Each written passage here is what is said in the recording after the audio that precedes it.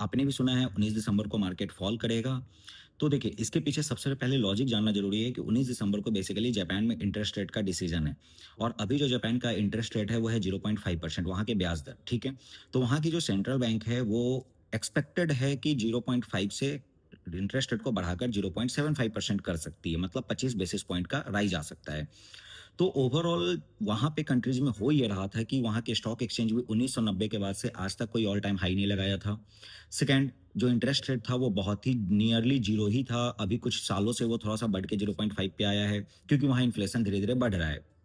तो लॉजिकली जो लोग वहाँ पे थे, वो पैसा क्या कर रहे थे, अदर कंट्रीज़ में इन्वेस्ट करना स्टार्ट कर दिए थे, जिन्हें हम अपने लैंग्वेज में बोलते हैं एफआईआई।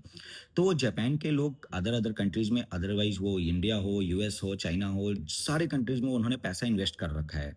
तो अब ये है कि अगर मान लीजिए किसी पर्सन को अगर बेटर अपॉर्च्युनिटी उनके खुद के कंट्री में मिलेगा, तो लोग क्या करेंगे, पैसा बाहर से निकालना स्टार्ट करेंगे, तो ग्लोबली सेलिंग ऑफ देखने को मिलेगा और वो अपने कैपिटल अपने स्टॉक सीए में या अपने मार्केट में वहाँ इन्वेस्ट करना स्टार्ट कर देते हैं। सेम देखिए, अब दूसरा चीज़ ये आता है कि इंटरेस्ट रेट तो बहुत बेसिक पॉइंट से बढ़ने वाला है, कोई बहुत बड़ा असर तो ऐसा है नहीं। ठीक है, एक सेलिंग ऑफ है, एक फ़ियर है, वो एक अलग चीज़ है कि ग्लोबली मार्केट में सेलिंग आ सकता है। बट आप खुद सोच के देखिए कि अगर किसी बंदे ने कोई सी एफआईआई ने इंडिया में इन्वेस्ट किया है, तो वो ईज़िली 8 से 10% का रिटर्न ईयरली कमा रहे होंगे, ठीक है? बट अभी भी वो पैसा अगर यहाँ से निकालते हैं और अपने कंट्री में इन्वेस्ट करते हैं, तो वो क्या ही कमा रहे होंगे? 0.75% इंटरेस्ट वहाँ भी बढ़ के होगा अगर बढ़ता है तो।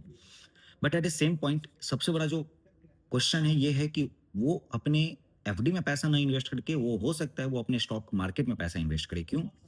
क्योंकि जापान का स्टॉक एक्सचेंज में स्टॉक मार्केट में जो 1990 में हाई लगा था, वो हाई कंटिन्यूअसली अभी 30 सालों से ब्रेक नहीं हो पाया था, ठीक है?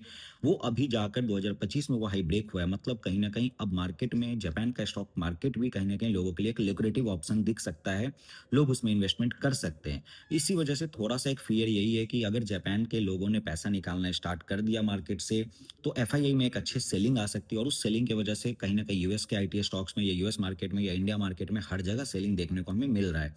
टू अवेयर तो वही है कि अब कल के लिए हमें वेट करना होगा। कल सुबह आपको 8:30 बजे के आस-पास हमारे पास डेटा आ जाएगा कि जापान में इंटरेस्ट रेट बढ़ा या नहीं बढ़ा। अगर बढ़ा होगा तो उसके इम्पैक्ट मार्केट पे देखने को मिलेंगे और नहीं बढ़ेगा तो मार्केट वहीं से पुल बैक लेता हुआ हमें कल ही दिख जाएगा।